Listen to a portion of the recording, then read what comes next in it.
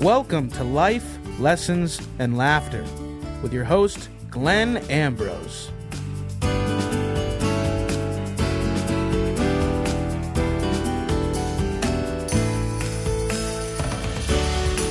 Hey everybody, welcome to the show. So we are talking about boundaries.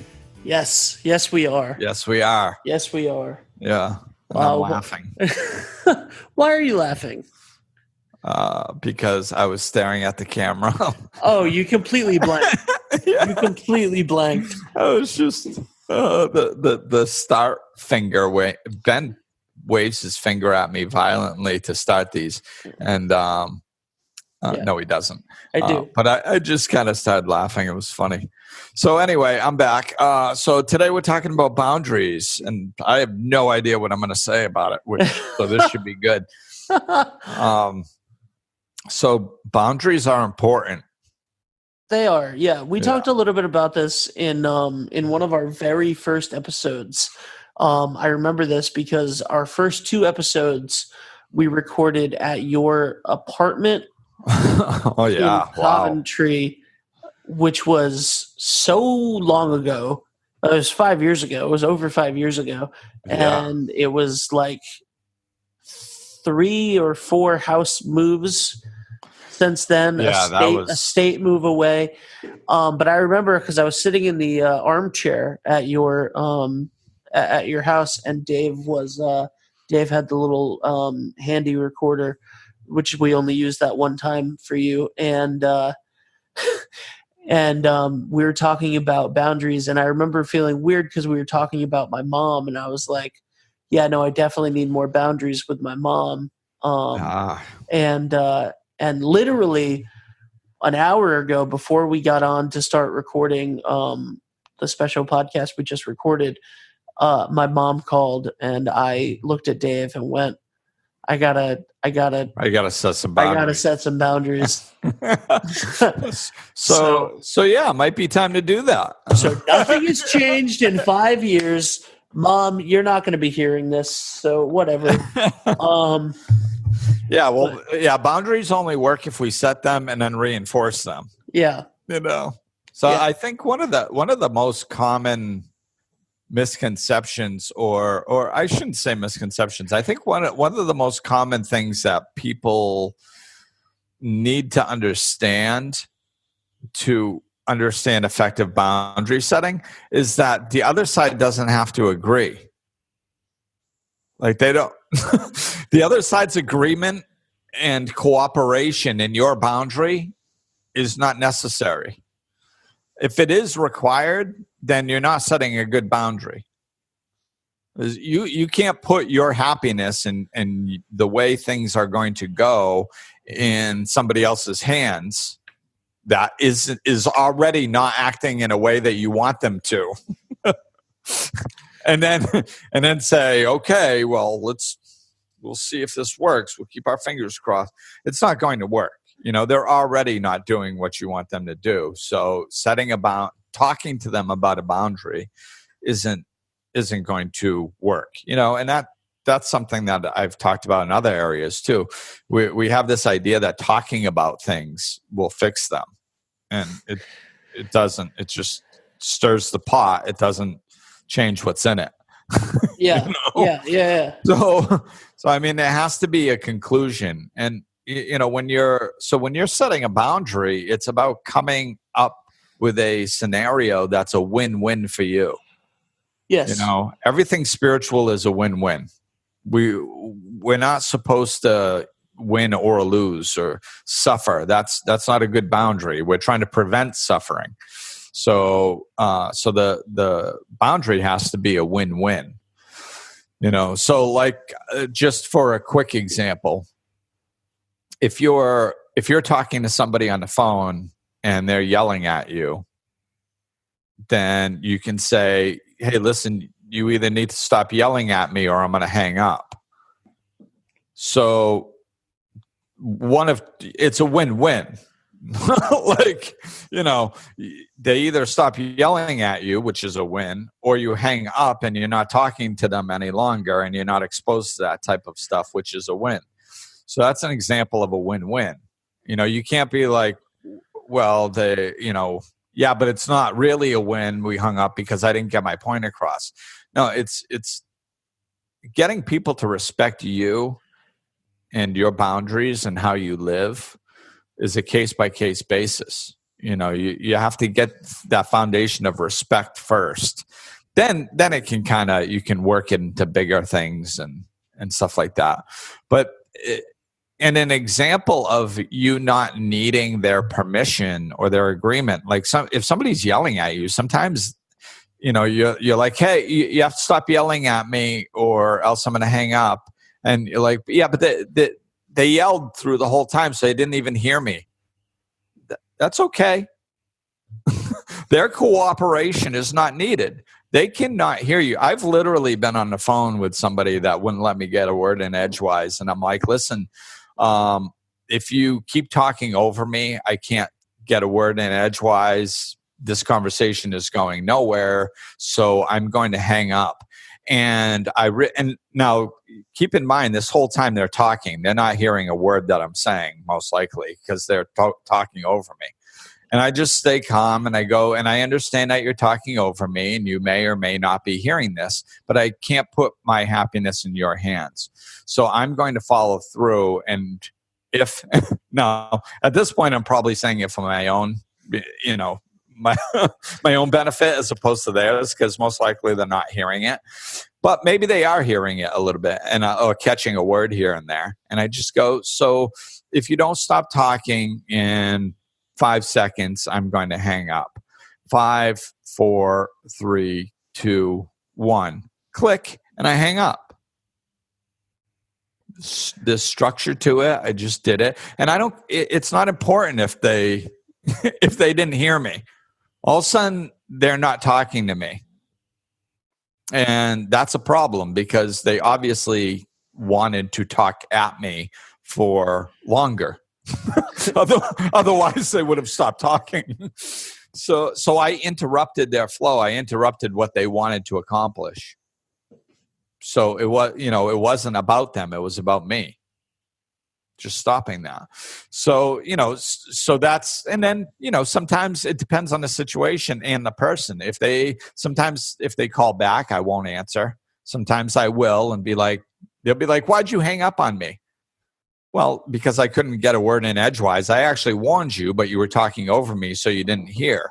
So I'm just not going to be talked to like that. And then they'll go off and be like, okay, you're doing it again. I'm going to hang up again. And they might be click, do it again. Then it's like, and I'm in control. Like if I'm getting upset and they call back, I don't answer the phone. And if they keep calling back, I'll block their number. mute the phone, block their number, or whatever I need to do to be responsible for my happiness and my peace.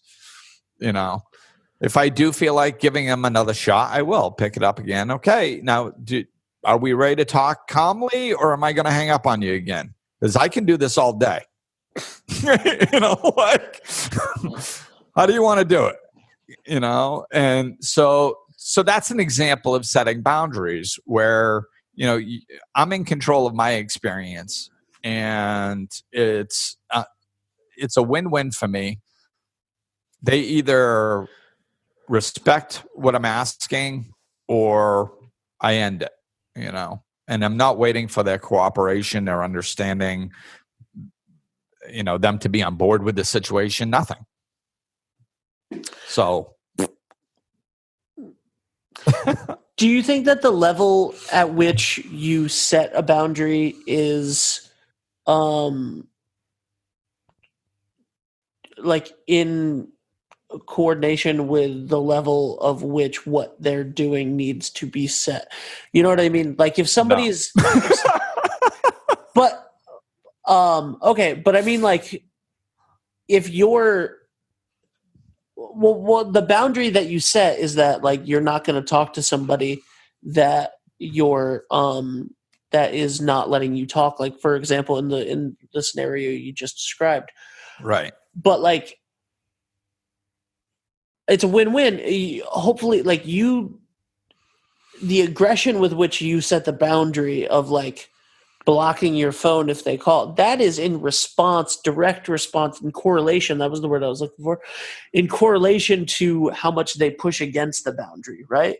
Because you're going, I'm not engaging, and if they don't try to break that boundary, then not engaging is just going, I'm done talking. Sorry, like this is, or not sorry, but like this isn't going to work. We're not going to engage further. But then if they continue trying to engage, then you have to make sure that you solidify that boundary. Right. You need to reinforce it. You need to stand in it.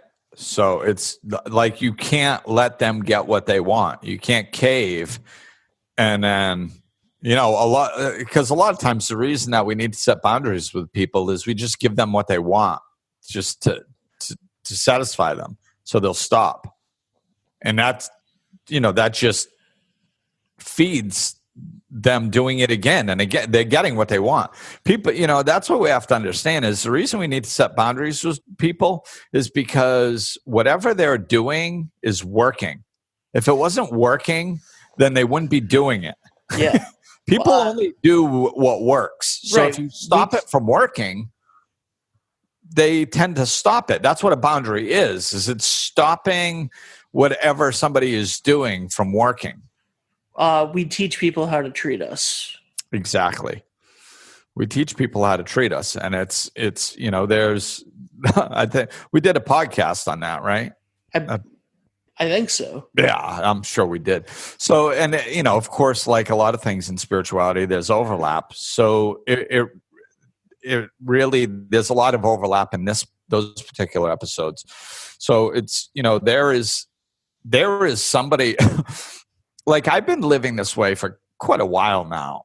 And the way people treat me is a complete reflection of boundary setting and how I live. And I still find it amazing, but it also gives me the confidence in saying what I'm saying because I live it and I've seen it. And I've seen people in situations where they talk to me and behave differently with me than they do with the person right next to me. And it's because if I say no, I mean no. And they know that I mean no because I reinforce it if they attempt pushing further. If somebody says, if I say no to somebody and they start trying to talk me into it, I usually call them on that. I'll be like, okay, wait, hold on. Now I said no, and you're trying to talk me into this. Like you're, just point out what they're doing. Like you understand that I said no, right? So that it's, and me, so no means no. It's definitely not happening. So really anything that you say trying to get me to change my mind, do you think that's going to work? And when you put the spotlight on it, usually that's enough. Once, and of course this is because the only time somebody does something like that to me is when they either don't know me or they're just not conscious at that particular moment. Yeah. And I just bring the consciousness in. But, if you're talking about a situation where you haven't been setting boundaries and you have to set new ones, then the reason that type of stuff doesn't work for you is because you've trained people to not listen to your words in the past. You've taught them, you've literally taught them that if you say don't do this and they continue to do it, you'll allow it.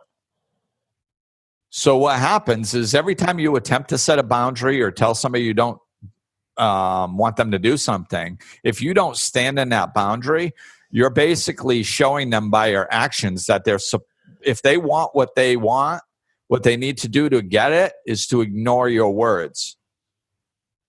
So you're teaching them how to treat you. And usually we feel like such victims. We're like, oh, this person's so overpowering. They push and push and push. It's like, yeah, that's because every time they push, you cave. So you're basically, you have shown them if you push, you will get whatever you want. You've shown them that over and over and over and over and over again. You've taught them that. So now it's just about changing what the lesson is that you're teaching them. Saying, okay, that doesn't work anymore. Can we address for a second about how this episode is a personal attack against me? We could have. Hey, man, if you're identifying with it, that's not my problem. We could have done this off the air, Glenn. Yeah, right. Yeah, but all right. So, but actually, that leads into I think a good question, which is, and I think it's a good question. Who knows? If you're somebody who is conscious and living consciously and trying to do the things the right way and blah blah blah, and like better and you can give the advice, and if you see somebody not living consciously or in a scenario where they're putting their happiness on somebody else and not setting a boundary, you can identify that, you can help them with that, et cetera, but then you can't enforce the boundaries yourself. Why? Why? Because being a life coach is easy, man. Living life is hard. No, I mean, there's some truth to that. I mean, I do what I do in my way, but I mean, as a general rule, it's easy fixing everybody else. Everybody can do that, not just life coaches. I mean, anybody could see what's wrong with somebody else. What's that saying? There's a parable about that. Something about seeing like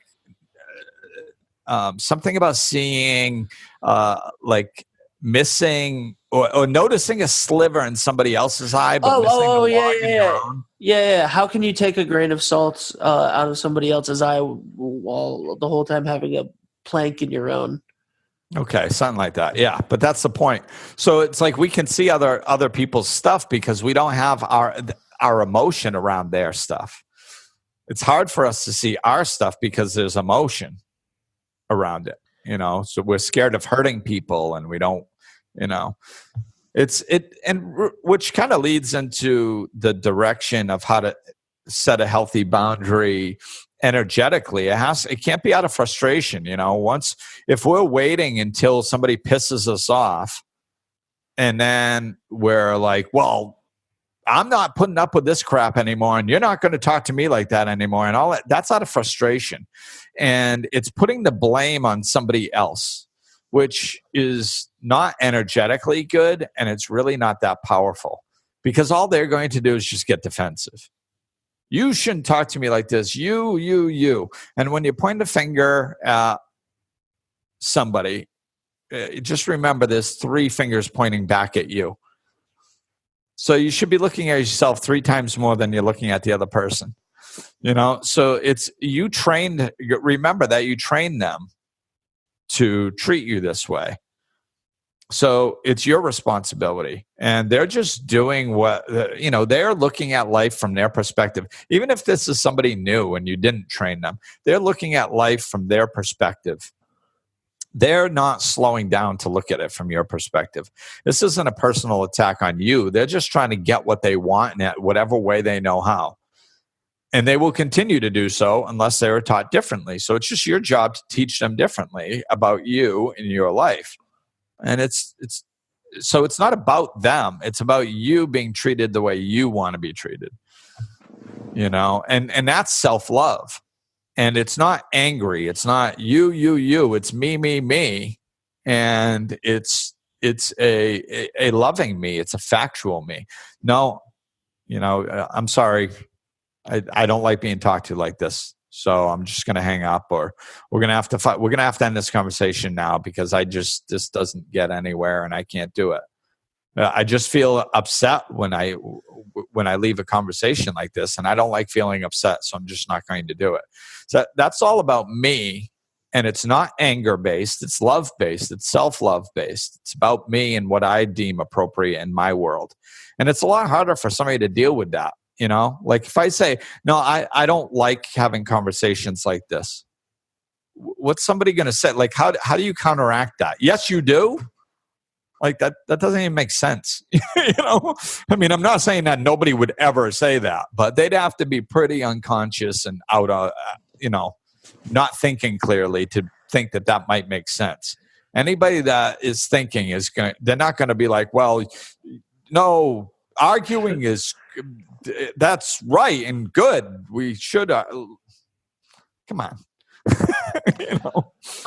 How do you, I want to get to the second half of this topic, which is setting boundaries is obviously, we've covered that a lot. Why you need to do it, why, it's you taking control of your own happiness and making sure that you teach others how to treat you, et cetera, et cetera. What about respecting the boundaries set by other people? You have to. And that's really the foundation of everything. It's respect. Yeah. Respect. And I mean, let's just play around with it a little bit. I mean, the whole point of boundaries is people have free will. Like they don't have to treat you the way you want to be treated. Like they don't have to do that. They have an option, and that's not to interact with you. That's okay too. Sometimes people don't realize that somebody leaving your life is not necessarily a bad thing. It's okay. If they are incapable of respecting you, then it's okay if they leave. And vice versa. If somebody sets a boundary, you need to respect their boundary. It's just a level of respect for human beings.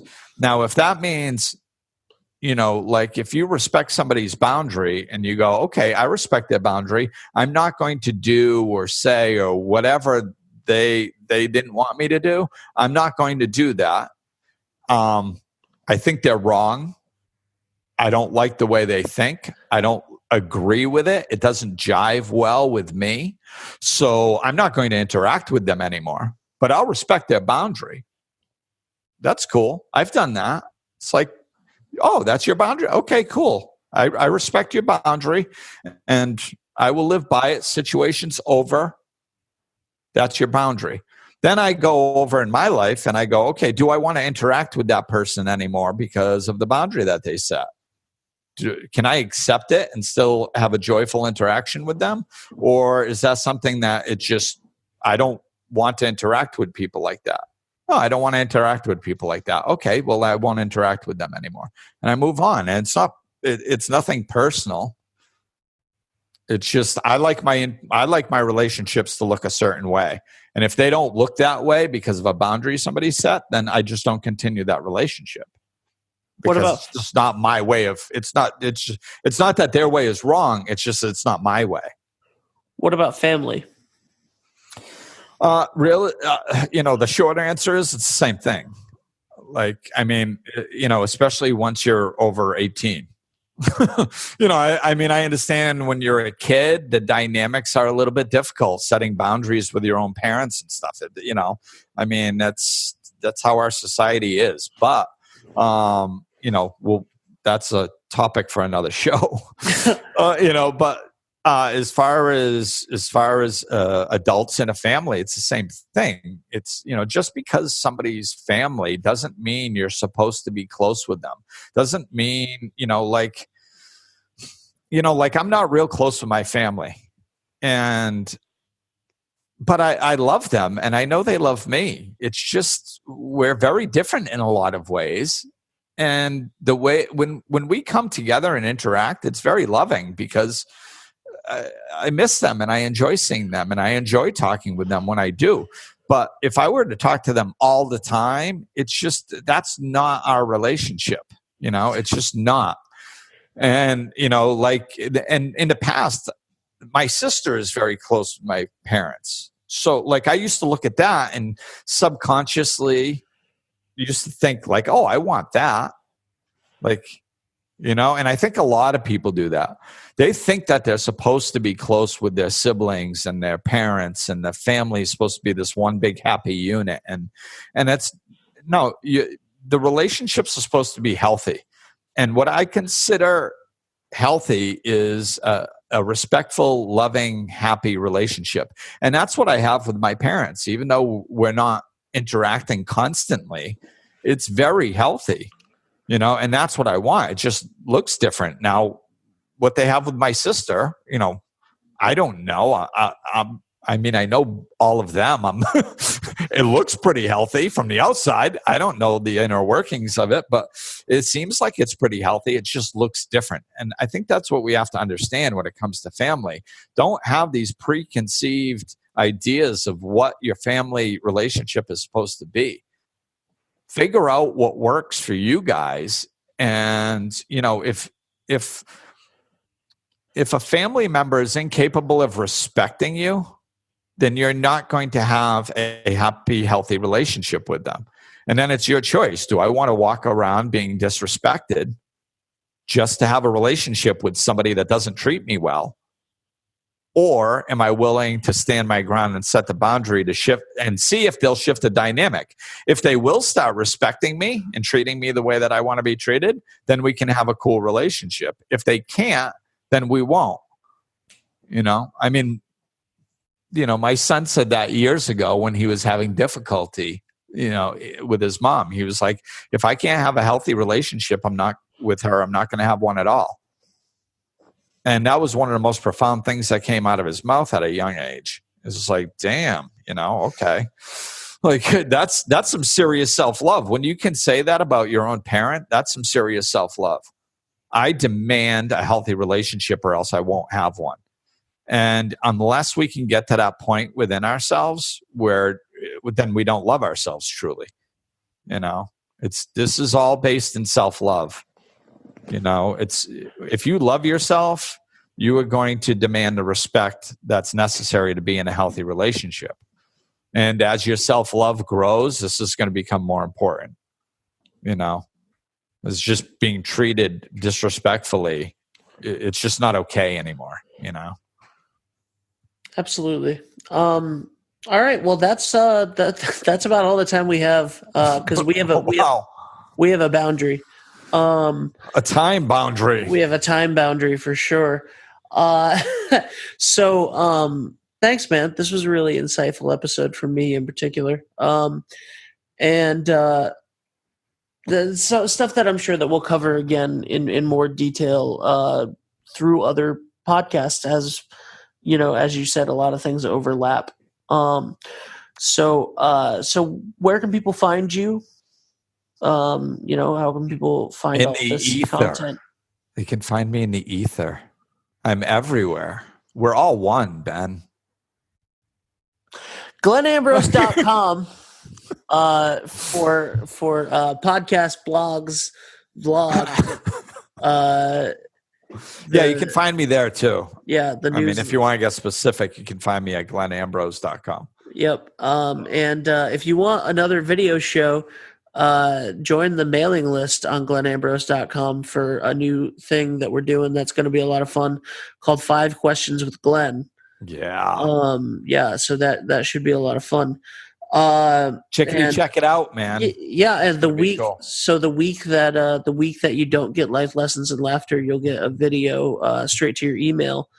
5 Questions with Glenn. So that's it. Join us on Patreon. Best way to support the show. Glenn, you want to say goodbye? That's an exclusive offer, the 5 Questions with Glenn, just for my email members. So make sure you go to my website and subscribe. And that's all you got to do. It doesn't cost you anything. Just go subscribe, and it's exclusively for my email members. So go sign up on my website, and they will be coming to you soon. So that's an exciting new thing we got coming out, and that's going to do it. So thanks for listening, everybody, and we will talk at you soon. Glenn is available for life coaching sessions. To book an appointment or for more information, go to GlennAmbrose.com, follow him on Facebook and Twitter, or click the link in the description of this episode.